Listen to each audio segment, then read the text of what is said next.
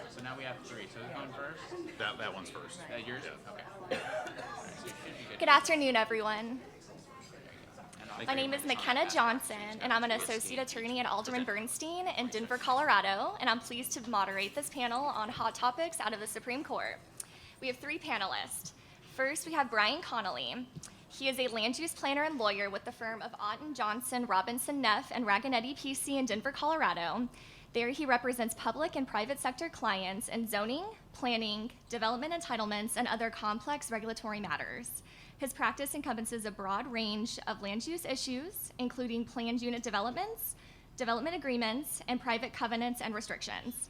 He also represents clients in land use and zoning litigation, initiatives, and referenda associated with land use approvals and real estate transactions.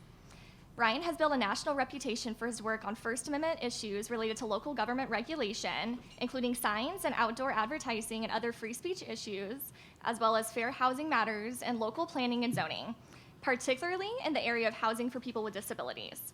In addition to representing clients in these areas, Brian's work has included filing a U.S. Supreme Court amici curiae brief and serving as an expert witness in cases involving these and other land use topics. Next, we will have Kathy Kingsman. Kathy received her BS in Political Science and Economics from Dickinson College, Carlisle, Pennsylvania, and her JD degree from California Western School of Law in San Diego, California. In 2018, Kathy obtained a graduate certificate in Sustainable Energy Management from Presidio Graduate School in San Francisco. Currently, Kathy holds inactive licenses to practice law in Utah and the U.S. Virgin Islands. Kathy has had a very eclectic practice, working in law firms, representing nonprofit entities, as in-house counsel, and in the public sector for the Utah Attorney General's office. Kathy's areas of practice include environmental, land use planning, real estate, affordable housing, federal Indian, tobacco, construction, corporate, and general business law. Lastly, we have Aracely Muñoz. Aracely serves as director of the Lawyers Network and the Washington, D.C. office for the Center for Reproductive Rights. The center is the premier global legal organization dedicated to women's reproductive health, self-determination, and dignity. In addition to her director duties, since 2019, Aracely has chaired the center's Diversity, Equity, and Inclusion Task Force, which works with staff and leadership in its 5 global regions to promote DEI in the workplace. Prior to joining the center, Aracely served as vice president for strategic development for the Minority Corporate Counsel Association, where she successfully led the development and implementation of its external programs and research focusing on corporate diversity and inclusion issues and best practices in the legal profession. Prior to MCCA, Aracely served as associate general counsel and large law firm programs director for the Association of Corporate Counsel. While at ACC, she conducted a wide range of compliance and ethics education programs for corporate legal departments. Before joining ACC, Aracely served as the director of the American Bar Association's Commission on Hispanic Legal Rights and Responsibilities, where she led the establishment of the commission and its seminal report and policy recommendations. She simultaneously held the role of the director of the ABA's Commission on Racial and Ethnic Diversity, the association's oldest DEII entity, and oversaw its external programming and reporting on diversity and association leadership in its entities. Aracely started her legal career as a public interest lawyer, serving as an assistant corporate counsel for the City of Chicago's Department of Law and a civil litigation attorney with the Legal Assistance Foundation of Metropolitan Chicago. Aracely is an active member of the ABA section of Civil Rights and Social Justice, serving on its council and as co-chair of the Women's Rights Committee. Aracely previously served on the ABA's Commission on Women in the Profession and co-chaired its Legislative Affairs Committee. Aracely has also served on the ABA Standing Committee on Governmental Affairs and as a special advisor, and then commissioner for the ABA's Commission on Hispanic Legal Rights and Responsibilities.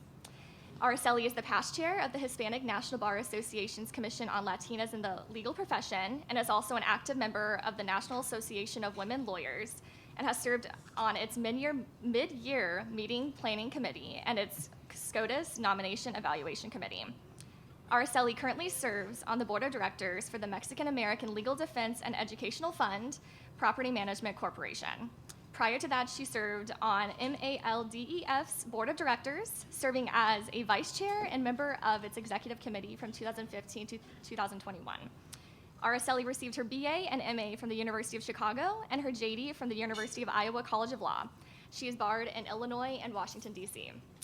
This panel, each of the panelists will discuss a different topic from the recent SCOTUS term, and Brian will go ahead and get it kicked off for us. Thank you, McKenna. I think it's fair to say that we're going to run from least controversial to most controversial when it comes to Supreme Court decisions this term. So I will begin by lulling everyone into a post-lunch stupor talking about signs, and then we'll move on to other topics after that. So I have the privilege of speaking about the court's decision in City of Austin versus Reagan National Advertising, which dealt with the fun topic of billboards. And the key issue in the case was the question of whether a sign regulation that distinguishes between on-premises and off-premises signage is that content neutral. So I'll do a little bit of First Amendment background here before starting into the case, and then I'll talk about the case. So some important concepts that are going to come up in the course of this presentation are the idea of content neutrality and what that means, strict scrutiny and intermediate scrutiny, remember con law, everyone, and then I'll talk about this issue of the on-premises, off-premises distinction. So the topic of content neutrality for those who, I like to think of it as kind of like a Russian doll situation where we all know from fifth grade civics, right, that the government cannot discriminate on the basis of viewpoint. So the government can't say that you can only place a Make America Great Again sign in your yard, but you can't place a Joe Biden for president sign in your yard. But also, the government can't regulate the topic of conversation or the subject matter of conversation. And so there was a Supreme Court decision back in 2015 that some of you may still be having heart palpitations over that held that content neutrality really is twofold. It requires functional content neutrality, so the government can't intend to discriminate on the basis of subject matter or message, and also facial content neutrality. So if the government is promulgating regulations and those regulations discriminate on the basis of subject matter, then they are a problem. And so Reed invalidated a sign code in Arizona that had special rules for political signs, ideological signs, and temporary event signs, saying that you can't discriminate between those types of signs. They have to all be treated the same because they're all non-commercial speech. The on-premises, off-premises distinction is a long-standing distinction in the world of sign regulation that allows, whereby local governments maybe prohibit off-premises signs. Those are signs that are not advertising something that's occurring on the property where they're located, aka billboards.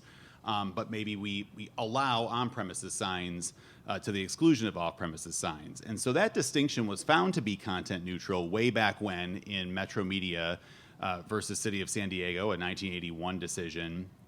There was always this open question about whether distinguishing between signs advertising something on the premises where they were located and signs advertising things further away, whether that was truly content neutral. Because after all, the message on the face of the sign was the basis on which that sign was being regulated. And so if you take a hardline view of content neutrality, that would be a problem. So turning to Austin, Texas, the blue bubble amid a sea of red in Texas, Austin, Texas has a sign code that, much like every other government, local government in the country, had restrictions on off-premises signs. They did not want their community littered with billboards. And so their prohibition on new off-premises signs allowed old billboards to have their names changed or their sign faces changed. But they prohibited new billboards and also prohibited changes in the technology of non-conforming signs. For those of you who live in jurisdictions that allow this, digital billboards are a big deal right now because they're a lot more profitable for a billboard company than the old ones where the guys have to go out and change the face of the sign every month or so. So Austin had this prohibition, again, on new billboards, also had a prohibition on changing the technology of billboards. So 2 billboard companies came along and sought permits to convert existing off-premises signs from static to digital faces. Unsurprisingly, the city denied the permits because that was consistent with what their code said. And the billboard companies then challenged those denials in state court, alleging constitutional violations on this theory from Reed versus Town of Gilbert that the on-premises, off-premises distinction was in fact a both facial and functional form of content discrimination. The reason they challenged it in state court is that the Texas state courts had previously held that this distinction was unconstitutional. The city wisely removed to federal court because that law was at least unsettled, if not more favorable to the city in federal court. So after a bench trial, the district court found that distinction to be content neutral, relying in large part on perhaps what could perhaps be considered the most practical of Supreme Court opinions that had ever been written, Justice Alito's concurrence in Reed, which had a bullet point list of the types of things that might be content neutral, including on-premises, off-premises distinctions in sign codes. So it goes up to the Fifth Circuit on appeal. The Fifth Circuit reverses and says, nuh-uh, Reed versus Town of Gilbert changed the law on this, and therefore the on-premises, off-premises distinction is content-based and unconstitutional. So a cert petition was filed by the city, and it was granted. There had been this circuit split that was going on this issue. So after Reed in 2015, a few of the federal courts of appeals had had the opportunity to consider this particular issue of whether on-premises, off-premises distinctions were okay, and whether these functional kind of content, maybe a little bit content discriminatory, but not really content discriminatory regulations were okay. So we had opinions from a few of the circuits that kind of went either way on this, which obviously is good fodder for getting the Supreme Court to accept the case, and it did. I had the privilege of actually authoring an amicus brief in this case on behalf of the American Planning Association, and so I'll just talk briefly about that. The American Planning Association has an amicus committee. Caleb sits on the amicus committee. Ed Sullivan, who was on the last panel, sits on the amicus committee, and I sit on it as well. And so this is a big issue for planning, making sure that cities and communities are not again, sort of littered with billboards and bad signage. And so we filed an amicus brief in support of neither party, actually, because there are ways to regulate billboards without relying on this on-premises, off-premises distinction. For example, you could say that signs can only be a certain number of feet tall or can only be a certain size. And that would have the practical effect of getting rid of billboards. But the on-premises, off-premises distinction has been really important to billboard regulation over time. So our amicus brief focused a lot on the importance of sign regulation to just community functionality, right? Like, we all need to get around the communities where we live, and signs are really important to that. And having good sign regulations means that we don't sort of, mar up the landscape in a way that makes our communities less functional. It's also important for economic development purposes, and it's also important for traffic safety purposes. We left aesthetics sort of at the end because we were concerned that the conservative majority on the Supreme Court might not be so inclined to support the idea of local city councils making aesthetic judgments. We also talked about the long history of sign regulation and the fact that this on-premises, off-premises distinction has a 100-plus year history in local regulation, as well as the need for certainty from the federal courts in sign regulation. There have been some really bad sign regulation decisions, along with other really bad First Amendment decisions with multiple opinions that you can't understand. And these kind of things are usually enforced by city managers and planners who are not lawyers and don't have the bandwidth to read 5 different opinions in a single case to understand what the law is. So again, why did we file it in support of neither party? You don't really need this distinction, but it's a really helpful distinction to be able to make. And we thought it would be more credible as a way to educate the court on the importance of sign regulation generally. That having sign regulation, right, like all 9 justices, they all drive up Connecticut Avenue to Bethesda every day after work too, and they don't want to look at a bunch of billboards on their way home either. So we were fortunate. I had a career day when this case was argued. Justice Kavanaugh actually quoted our amicus brief at oral argument, which was pretty awesome. Made me like him just a little bit more, and so that was pretty cool. And it does seem that our practical lesson of our amicus brief carried some weight, because the result was we have a 5-justice majority that said, oh yeah, we don't want billboards in our community either. And so they found a way to find this to be content neutral and not content based. And really what they focused on was, if we're going to have this on-premises, off-premises distinction, it's really just about kind of the locational aspect of a sign. It's not about the actual message on the face of the sign. And rejected this idea that if the code enforcement officer needs to read the sign, then therefore it's content based. Again, we maybe take a little bit of credit from our amicus brief. Justice Sotomayor wrote the majority opinion and spent pages talking about the fact that, hey, this is the way we've been doing it for 100 years. And so what could possibly be wrong with this on-premises, off-premises distinction?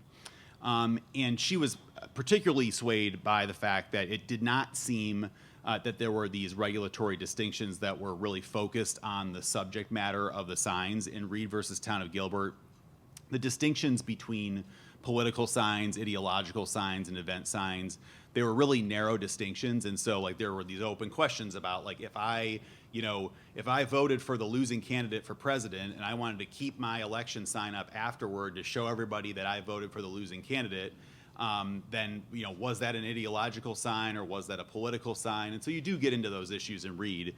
That wasn't an issue here. And so she was just focused on the locational aspects of signs.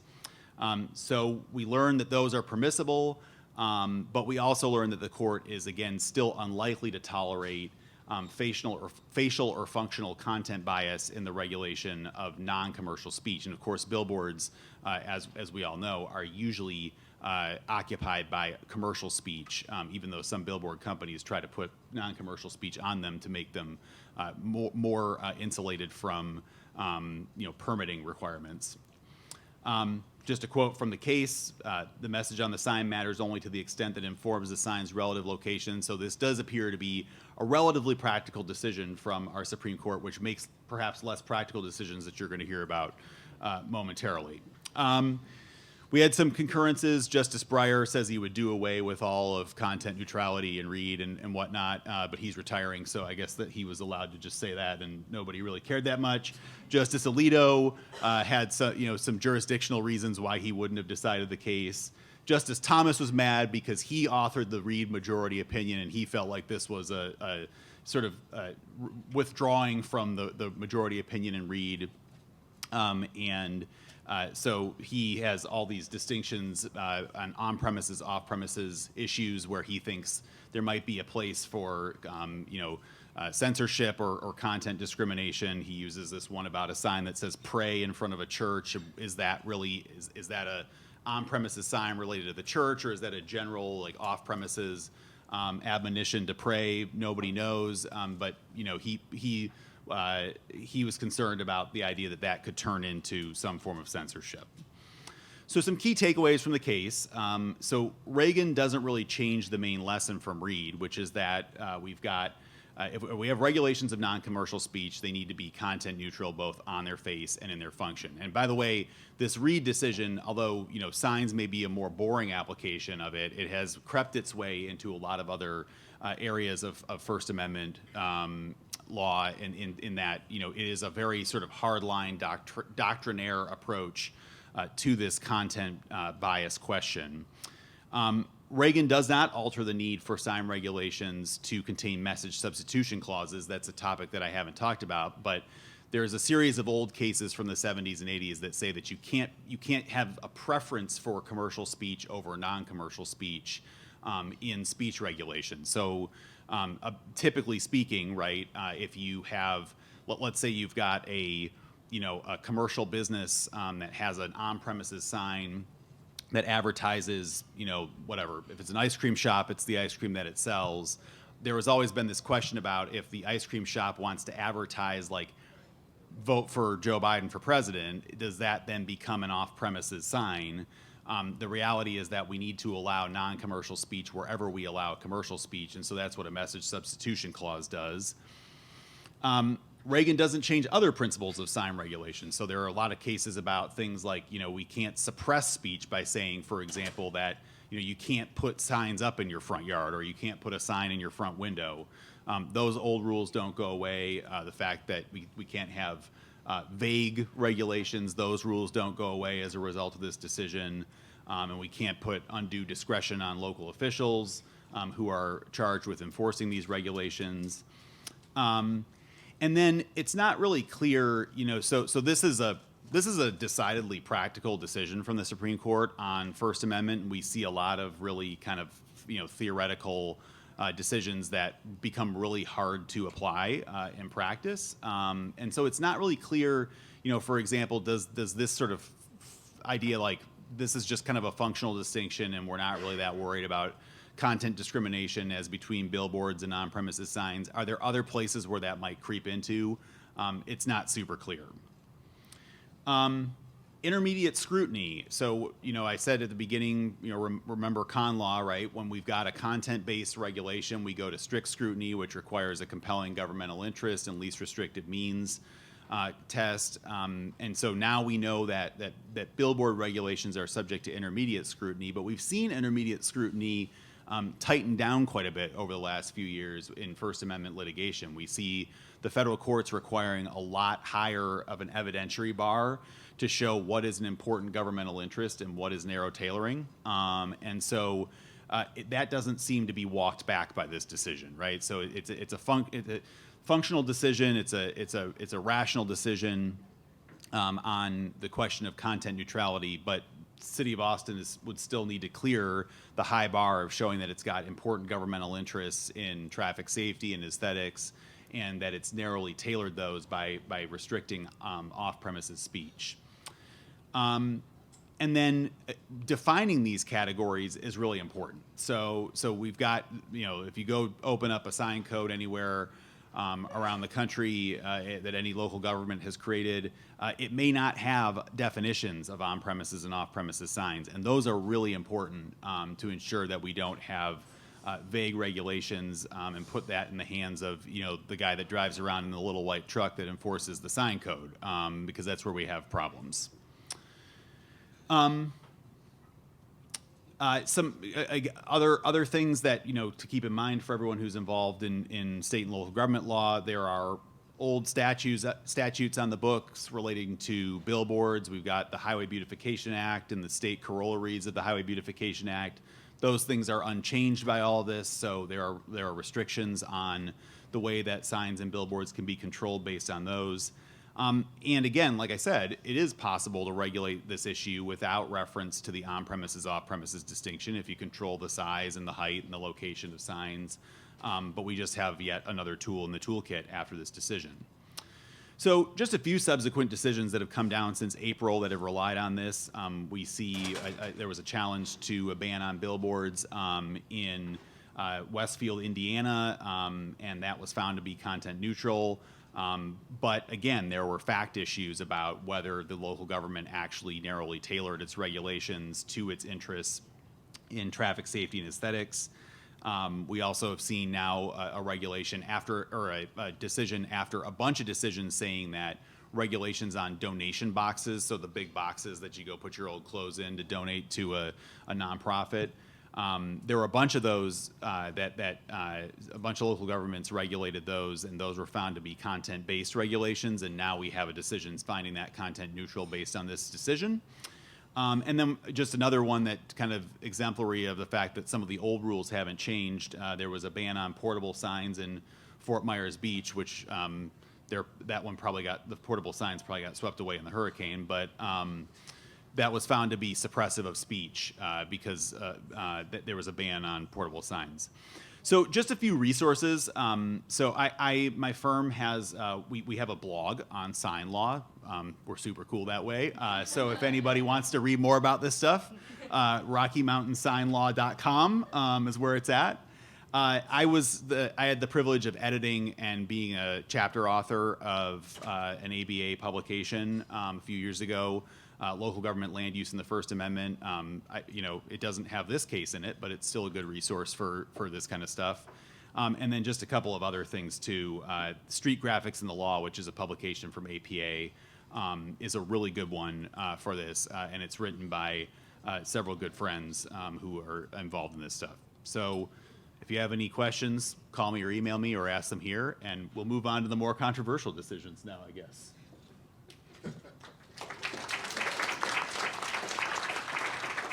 Thank you, Brian. Kathy, you're up next.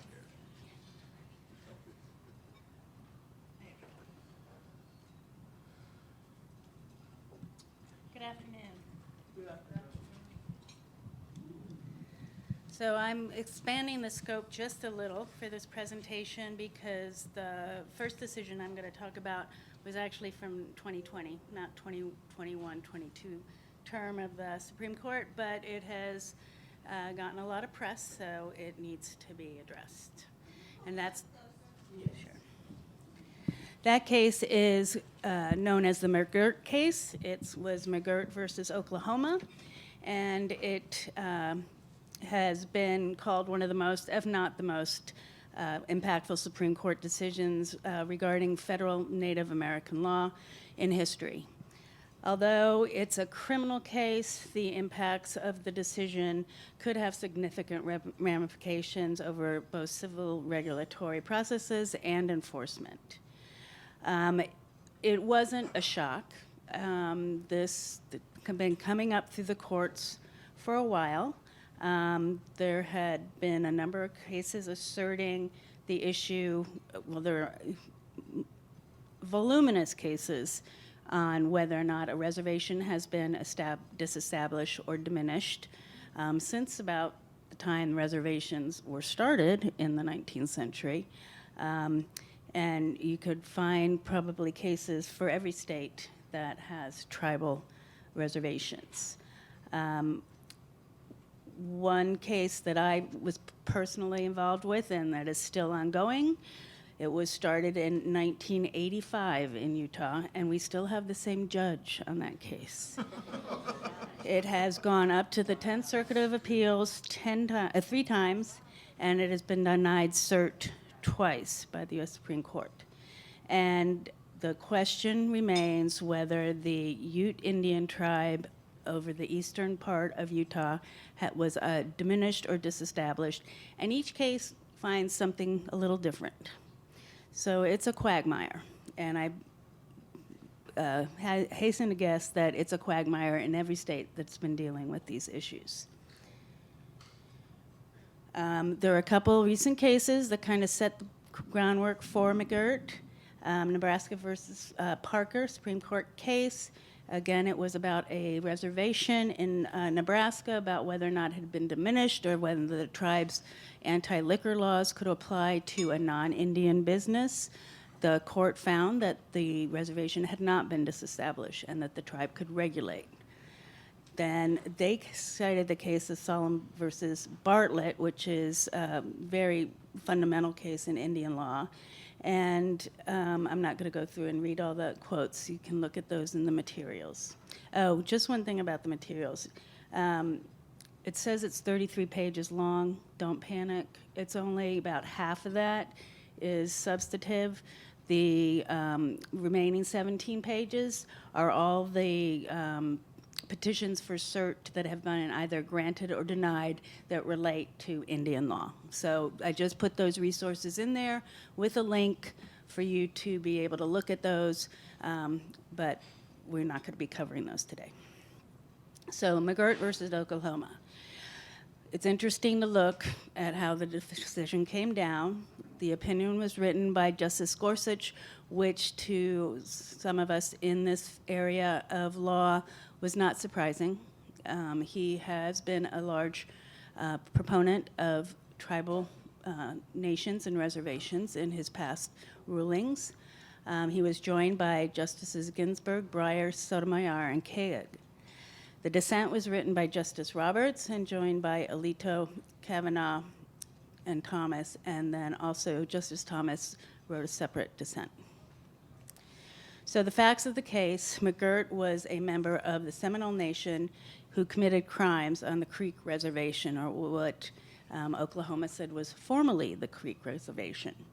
And he argued through many levels, again, that the state did not have jurisdiction over him because historically, and I'm making this point because my next case I'm going to talk about has now thrown this all into a tizzy.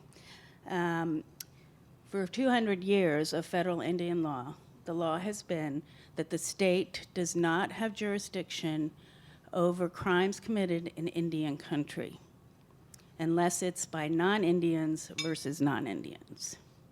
So we have a case here. McGirt was an Indian. The crime was committed on what he asserted remained Indian country. Now, Indian country is itself a very confusing concept. And I'm going to give a little plug here. I just finished a chapter, or just updated a chapter in the book called Handling the Land Use Case, Land Use Law in Indian Country. It's published by Thomson Reuters.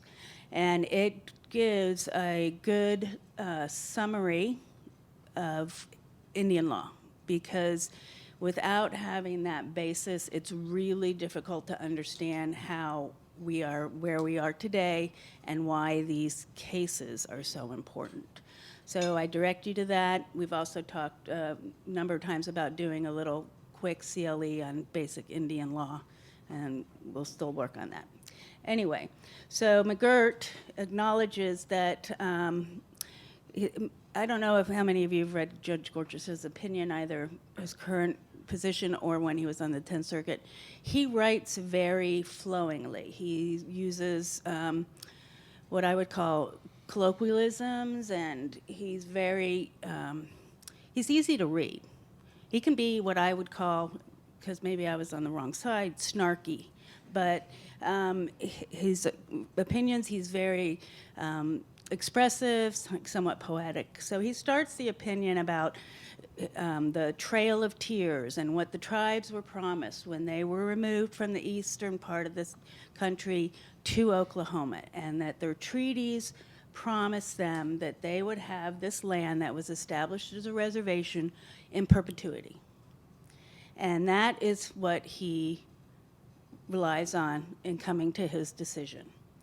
So he does talk about all the things Oklahoma has done over the decades to try to restrict and limit tribal sovereignty in Oklahoma on tribal lands. And he says, well, that's all there, that has all happened, but none of it was sufficient to disestablish or diminish the reservation. To do so, Congress is the only one with authority to, they created the reservations by treaty. Only Congress can either diminish or disestablish a reservation, and they have to do that with express language. So again, I'm not going to read the quotes. They're just more interesting, and it shows some of his writing styles. The dissent, again, remember how this opinion split. The dissent asserts, no. We have precedent. We have lots and lots and lots of precedent that says the Congress does not have to expressly state that a reservation has been disestablished or diminished. They can do so. You can have language that implies it's been diminished or disestablished. Then you can also look at other actions they've taken with regard to the tribe, as Gorsuch went through the list of all the horribles that the state had done to the tribe. And then they conclude that, and it's kind of fuzzy language, but they conclude that because of essentially what they're saying, that the reality on the ground now, if you find that this reservation has not been disestablished or diminished, it's going to create a nightmare. And so we can't do that, because right now the demographics do not support that this land is still reservation land. So this is a map of the Indian Territory of Oklahoma. And as you can see, it had quite a number of tribes established reservations there. You've got the Cherokee, the Osage, the Creek, the Chickasaw, the, Cherokee and Seminole, and actually Muskogee is also the Creek tribe. This is unfortunately very light, but this is the effect of the McGirt decision. The bottom picture now shows what is considered Indian country in Oklahoma since the McGirt decision. So that land is 47% of the state of Oklahoma, 19 million acres. About 2 million people live there because it includes Tulsa, Oklahoma. Only 15% of the residents in that part of Oklahoma are Native American. So the next case I'm going to talk about, and we can go over, if we have time, the impacts of McGirt. There's been lots of yelling, lots of, oh my gosh, this is going to tear the country apart. What are we going to do? There's going to be a morass of litigation. What do we do with all of these criminals who were tried by state courts, and now we're throwing out that they didn't have jurisdiction over all these criminals, Indians in Oklahoma? What's going to happen to civil regulatory powers because it's Indian country now? You got to go read what Indian country means, because a real simple thing is Indian country includes all reservations. So now that half of Oklahoma is reservation, who gets to do land use, zoning, taxation? Number of issues are rising. A lot of people argue that McGirt's only criminally oriented, and that's the impact, but no, it's going to have significant impacts for any state that has tribes whose reservations have arguably been diminished or disestablished. All of the tribes have been arguing for years that they have not been diminished or disestablished. They still have sovereignty. And now it's going to be reopened again to look whether or not, according to Judge Gorsuch, that intent was expressly conveyed by Congress by statute, saying this reservation is disestablished. If it doesn't say that, according to Gorsuch and McGirt, it's still a reservation. So this summer, okay, so there were, in the materials I note, at least 50 petitions for cert that were filed after McGirt by Oklahoma on criminal cases, and they were denied. One managed to make its way, and I'm just presuming that it was probably cherry-picked for certain aspects and facts that made it a good case to use for the court to create this current situation. The opinion was written by Justice Kavanaugh, and it was joined by Justice Robert, Thomas, Alito, and Barrett. Gorsuch, of course, wrote the dissent, and that was joined by Justice Breyer, Sotomayor, and Kagan. Again, another criminal case, Castro Huerta, a non-Indian in this case. McGirt was an Indian in the McGirt case. Castro Huerta committed crimes on the reservation against his stepdaughter, who was a member of the Cherokee tribe. While he was going through the appellate process, McGirt was handed down. And so they granted cert on Castro's case. The dissent, So Justice Kavanaugh's opinion, and this is pretty short. Again, there's more materials that you can see at the end of my presentation. But Kavanaugh essentially argues upending 200 years of federal Indian law that the state has concurrent criminal jurisdiction in Indian country. 200 years it has been held that, except in rare circumstances, The state has no authority, jurisdictional authority, over Indians, non-Indians on Indian country.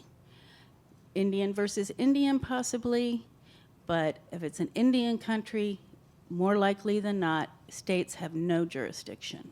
It's federal jurisdiction exclusively, and in some cases, like misdemeanors and anything non-major crimes act, it's tribal jurisdiction. So now Kavanaugh has written a decision saying, oh, no, you know, if we read all these other cases, it's implied that the state has concurrent jurisdiction with the feds. So this is the effort to overturn, or at least really befuddle, the holding in McGirt. So there's some interesting statistics, and I guess you can see my bias here. As Kavanaugh's decision states, that the Oklahoma courts have reversed numerous state convictions on the jurisdictional ground that the state has no jurisdiction. After having their convictions reversed, some non-Indian criminals have received lighter sentences in plea deals negotiated with the federal government. Others have simply gone free. Going forward, the state estimates that it will have to transfer prosecutorial responsibility for more than 18,000 cases per year to the federal and tribal governments. All this created a significant challenge for the federal government and for the people of Oklahoma. At the end of the fiscal year, the 2021, the U.S. Department of Justice was opening only 22 to 31% of all felony referrals in the eastern and northern districts of Oklahoma. Now, it's interesting to note that the state of Oklahoma has spent $1.5 million in their effort to overturn McGirt since 1920. So I have a feeling that there was some reason for the majority to take the side of the government on this one. And as I said, Gorsuch argues very forcefully that since 1832, the law has been that the state does not have jurisdiction on in Indian country. So, as he says, in ruling today for Oklahoma, when it comes to crimes by non-Indians and against tribal members within tribal reservations, Oklahoma may exercise jurisdiction, but it does not have any sense of history or precedent. It's not under any colorable legal authority. And as he notes, a more ahistorical and mistaken statement of Indian law would be hard to fathom. So this is my 20 to 21 term. There were petitions for cert granted. This is a list that's coming up behind here. As I said, the ones that were denied were close to 50 that were the attempts to overturn McGirt. But they found Castro and apparently had the facts and the background necessary to give the Supreme Court an opportunity to revisit McGirt and create havoc when it comes to jurisdiction in Indian country. This will apply not only, again, to criminal law, it applies to environmental law, it applies to taxation issues. In Indian country, tribes can tax non-Indians, sales tax. The states can get sales tax from non-Indians for sales on Indian country, but they can't tax Indians. And they're saying that Oklahoma had a tax loss of about $73 million in tax revenue annually after the McGirt decision, and $133 million loss in sales tax annually. And then the other issues that we see are family law, Violence Against Women's Act that was recently reissued, the ICWA Act, which is Indian Child Welfare Act. All of these issues now are up in the air because the state can now, if they want to, assert jurisdiction. And just in closing, these horrible anticipation of the government about what's going to happen if all of this is Indian country hasn't played out economically. There's been already a study. I know it's early on that all the terrible the housing prices or the energy investment, none of that has come to fruition in Oklahoma. There's still, the tribes are willing to work with the energy companies if you want to drill in Indian country. It's way more based on historic racism and social justice than it is economy. And finally, I think that's about it. But we'll see what the impacts are going forward. I just think this has really convoluted the whole federal Indian law, which is already terribly confusing. It's thrown it into chaos. And I'm going to make one last plug before I turn it over.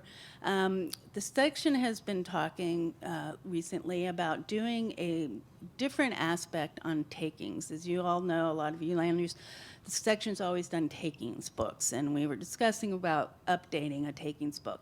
And the Publications Oversight Board kind of said, well, let's take a different approach maybe. And so at the mid-year meeting, we did some panels, and one was taken property from African Americans and taken property from Native Americans. And those are highlighted in that newsletter that's out on the table.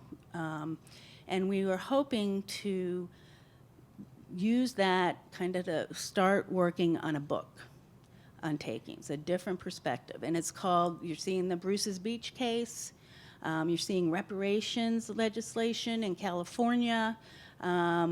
Where Is My Land is an organization that has come up from the Bruce's Beach case. A lot of things happening about takings law as relates to taking African American land and taking Native American land. So if you're interested in working on something like that, please talk to me. And thank you.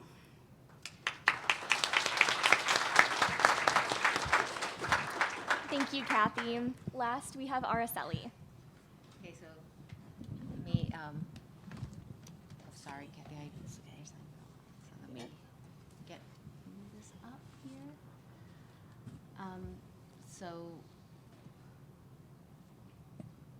I will try to get through this as less controversial as possible. I don't think that's possible, but I think you're going to notice a theme as I go into the discussion of the next two cases I'm going to talk about, and I think some of the themes that we're already seeing are curating very carefully what cases make it to this court and it decides to rule on, this notion of history and who owns it, and expertise and who has it. And I think before we start on the discussion, I do want just to take a moment, because as we go through this discussion, I think it's really important for us to center who is mostly impacted by these decisions. And so, I just want to kind of give a snapshot of that. And what we're going to be talking about is reproductive rights, in particular, access to abortion care. That's been the big issue. So I just want to say that 18% of all pregnancies end in abortion for a whole myriad of reasons, from personal to medical to everything in between. 1 in 4 pregnancy-capable people, meaning individuals with gestational capabilities, will have an abortion, which means it goes beyond a cisgender person. 60% are in their 20s. 59% already have a child. 75% of abortion patients are already struggling economically.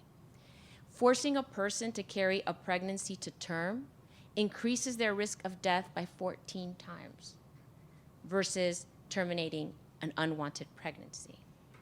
Abortion care is profoundly ethical, as is noted by the American Medical Association, in which every person is entitled to the highest quality of care. And that includes access to abortion care. It is part of reproductive care. So now that we've centered who is most impacted by this decision, I want to start with one case that made it through the courts in lightning speed. And as you heard from a lot of my co-panelists, all these other cases drudged through the courts. But this case in particular made it in less than 6 months flat. And so this first case, which many of you may or may not be aware of, is the Texas SB 8 case. And this case involved a ban on abortion at 6 weeks, with no exceptions for rape or incest. And what was most unique about this, and I think is really alarming, is the advent of a bounty scheme in which anyone can bring a civil suit against any person who aided and abetted or provided this medical care. Doesn't matter if you know the person, none of that matters. You don't even have to live in the same state. And then not only do you have this right to sue, the civil suit, but you also are entitled to a bounty of $10,000. And that it has something that's even more startling, which is this fee-shifting scheme, which really thwarts a person's ability to access legal counsel and to get their day in court, because it deters representation if there's a fee-shifting scheme. Now, at the time this abortion ban was instituted, Texas already had state-mandated bias counseling, already had a 24-hour waiting period, already had a ban on telemedicine for abortion care. And I do want to underscore that much of the abortion care also happens with medication, with MIFI. So a lot of times they're not even in a clinic. They go to a clinic to receive the medicine, but the care happens in their homes. And again, this is also happening during COVID, or we're coming off of COVID, which it's debatable whether it's still around or not for some folks. And it's also a state that already had parental consent requirements. So, and this is also happening in the state of Texas, which is one of our most populous states. And we all know what the demographics have been shifting and in what direction.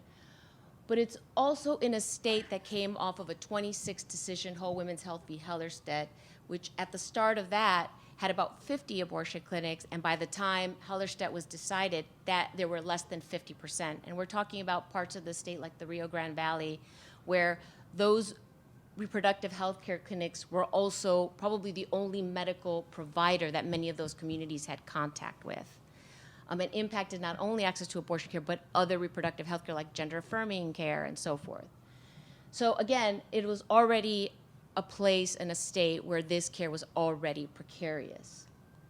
And so here is this timeline, and I just point out this timeline, we're not going to go into the details, but this law was signed in May 19th in 2021, I'm getting my years correct here. It went into effect September 4th, and I just want to point out two things about this timeline. We're seeing a situation now, the rise of the shadow docket, because one of the things that isn't jumping out here but did occur is prior to this law going into effect on September 1st, the providers asked for a temporary restraining order, an injunction, so that care could resume even though this matter was being litigated. And in a shadow docket decision, the Supreme Court denied and said, nope, you're not going to get your injunction. And that was it. No oral argument, no briefing, nothing. Just a one-paragraph decision.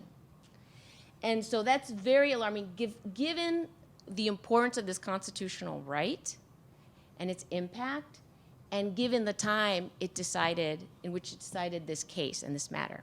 And what was at stake, not only for accessing care, but the rule of law. Because what it did is really gave individuals without any extrajudicial review the right to enforce laws that the state itself could not enforce. And that's very, very disturbing. And so, this is part of what this timeline represents.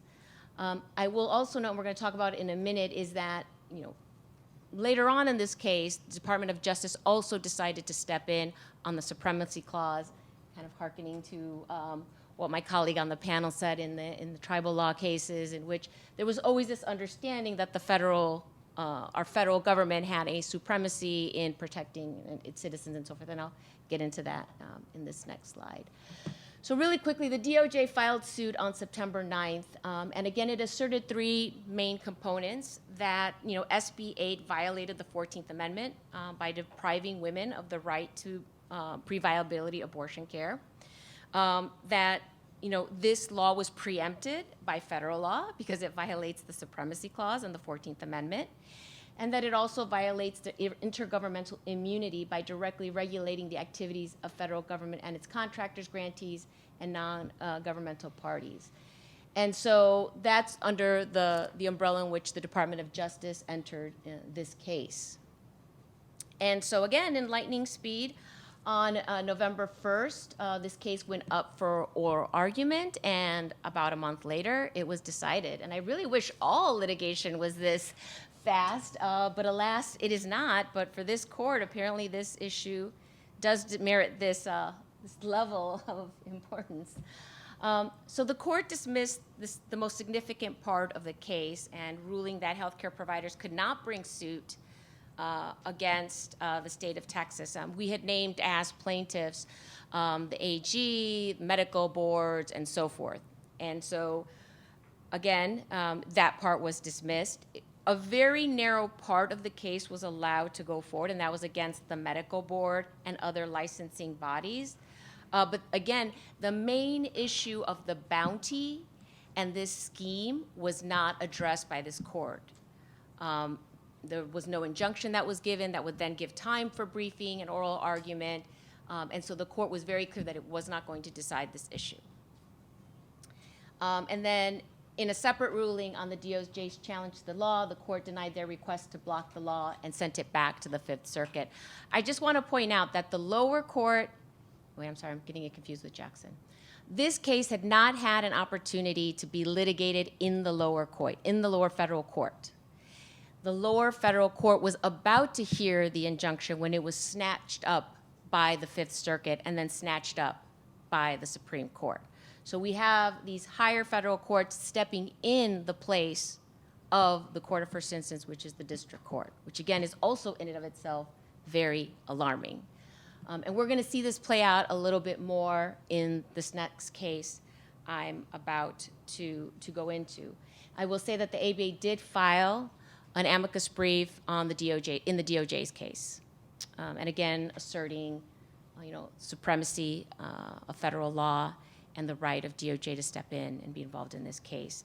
I will say this case went on to live a very sad life, and it was remanded to the Fifth Circuit, that then remanded it to the state Supreme Court, which then dismissed the case. So in all essence, this matter is no longer going to be litigated, at least in this form. Wah wah. You got to have a sense of humor. You got to have a sense of humor in my job.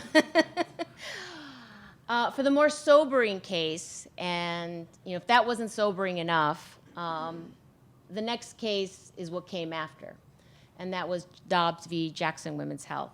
And again, this case involved a 16-week ban in the state of Mississippi that was enacted in 2018.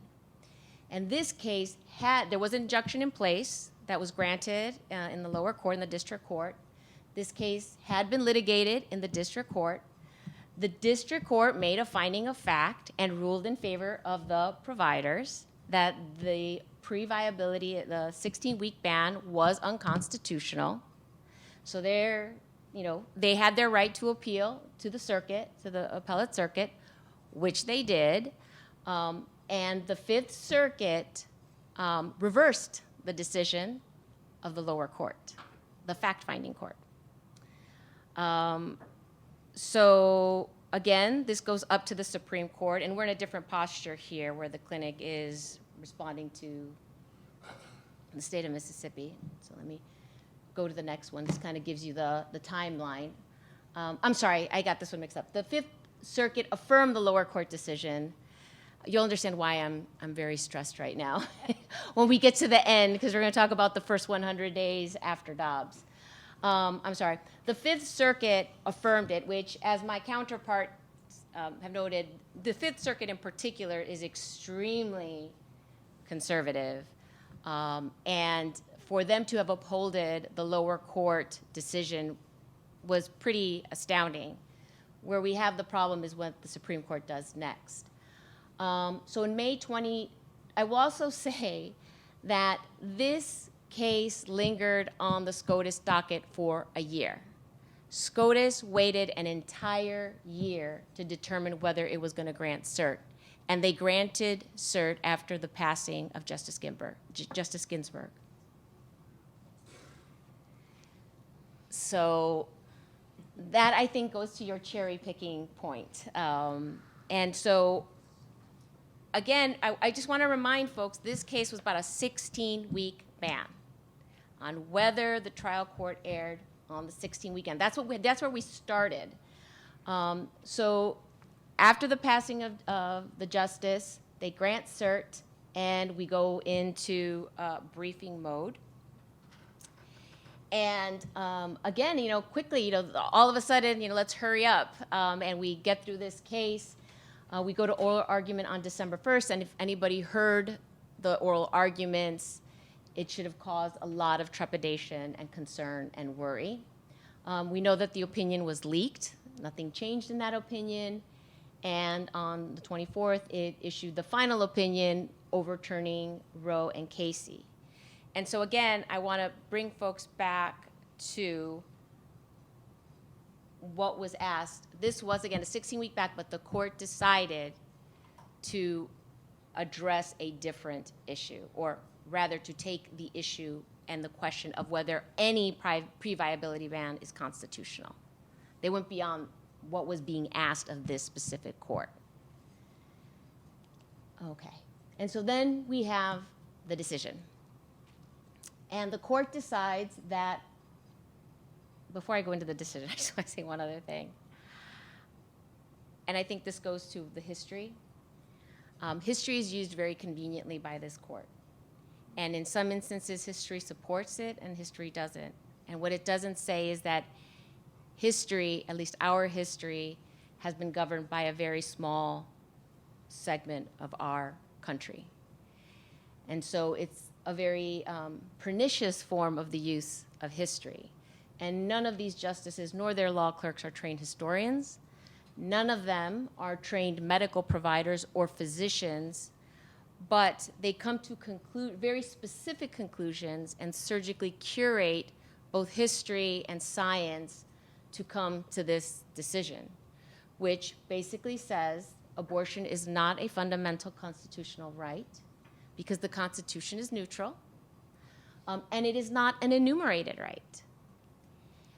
And that we really can't even put it under the 14th Amendment because this wasn't part of the 14th Amendment. This wasn't part of our history of the 14th Amendment. So it's really only rights that existed when the 14th Amendment came to be that we should really be looking at. So this very narrow way of defining rights. It also lowers the standard to a rational basis standard, because it doesn't feel that it really merits such a strong presumption of validity, because it's historically something that isn't important, or wasn't enumerated, or wasn't part of our fabric of our country's history.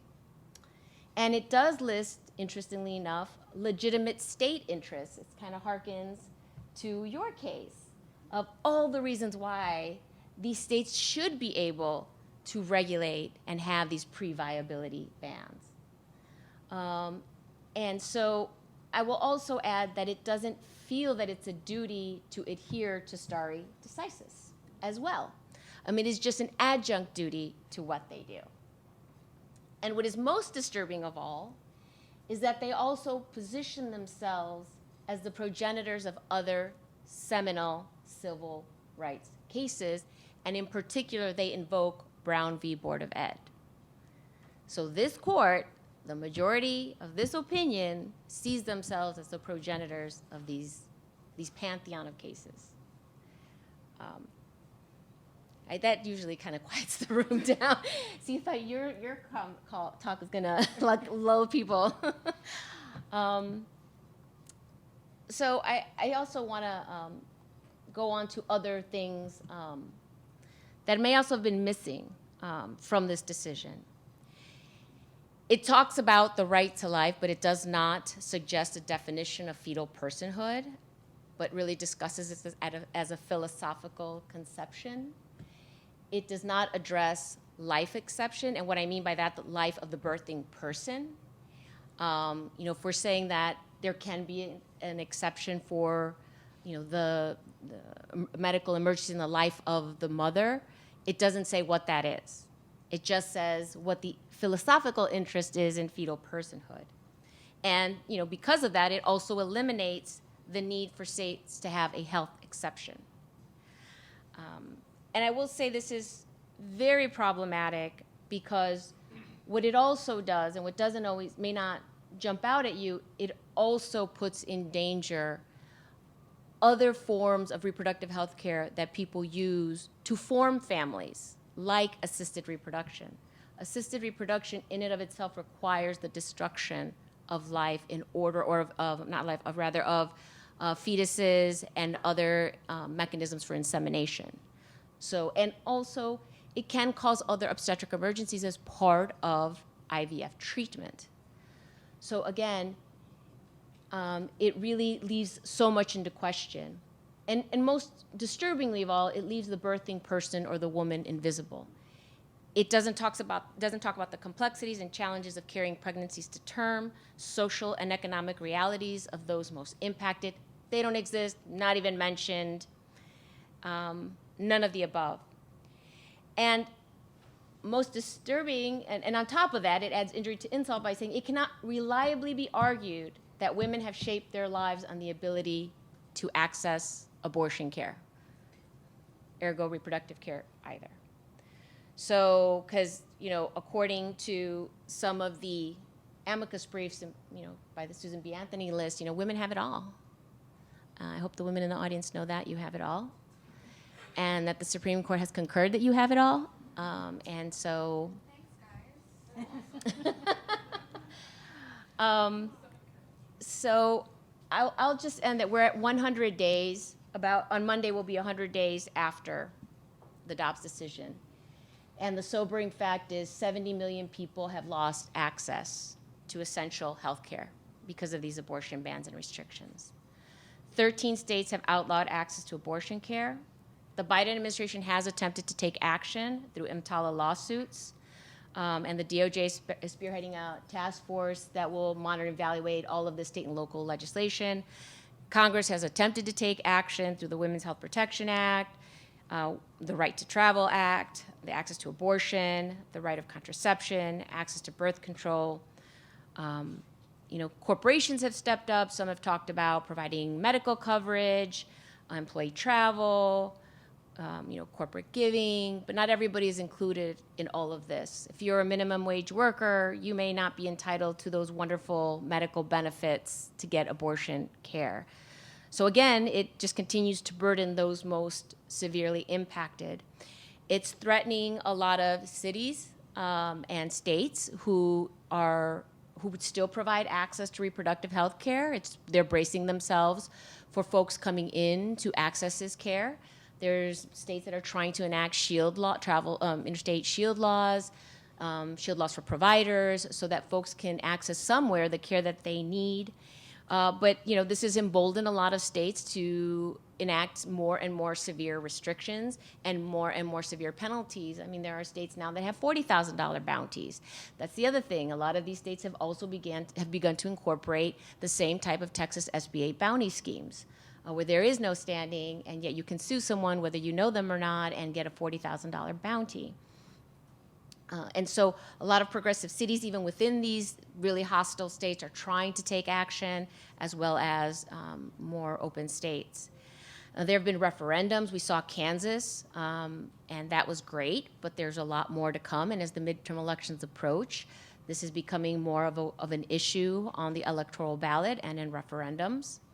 And so it's also just creating havoc in terms of what law do we follow. I mean, some states have concurrent bans because some of these were pre-Roe bans that existed. Some of these were abortion bans from even before Roe.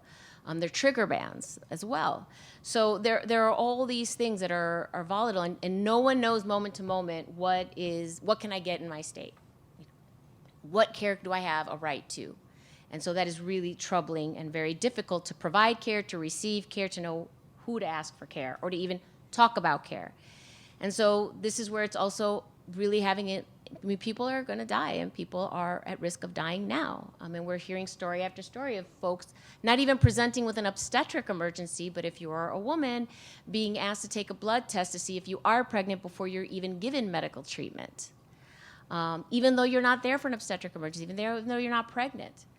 Or if you do come with an obstetric emergency, an ectopic pregnancy, which is, there is no solution to that but to terminate the pregnancy, you're being turned away until you have a rupture in which you bleed out and potentially run the risk of getting septicemia and dying. So this is now the state that we're in, and there was just a report out in the New England Journal of Medicine from emergency room doctors in Texas and the problems that they're having providing basic medical care for folks presenting with emergencies, whether abdominal or obstetric. So I want to close with saying the impact, and I know I'm over time, so thank you for indulging me. I want you to think about the person who has to access this care, and in particular, if they are in a care where this care is no longer available. Before, it would take someone maybe an hour, maybe 25 minutes to an hour to find care at their closest provider. In some instances, now they have to drive 5 hours or drive to a whole other state. In states that maybe do provide care, now they might have to take 2 trips to that state because it has, 2-trip counseling. If they're in a bounty state, they still have to go to their employer and say, I need to take time off, I need care, and all of that runs the risk of them being asked questions that then runs the risk of someone trying to threaten or sue those who are helping them and abating them. Helping people who are helping them are people who love them, people who care about them, people who want to help them. If they've searched for where to go online, now they run the risk of data privacy invasion, of data being turned over for criminal prosecutions. If they don't, and that's assuming, what if they don't have insurance? So now they have to find some way to fund this care. They have to find travel care. They have to find child care. And then they have to hope that when they get there, they're still under the gestational limit of wherever it is that they're seeking care. And that's now what it's requiring for someone to get basic medical care in our country, which most heavily falls on immigrant communities, Black communities, Latino communities, Native American communities, and poor communities. Thank you. Unfortunately, we are out of time, but I do want to thank the panelists. It was just great to hear you all speak, and I want to thank the audience as well for being a part of this.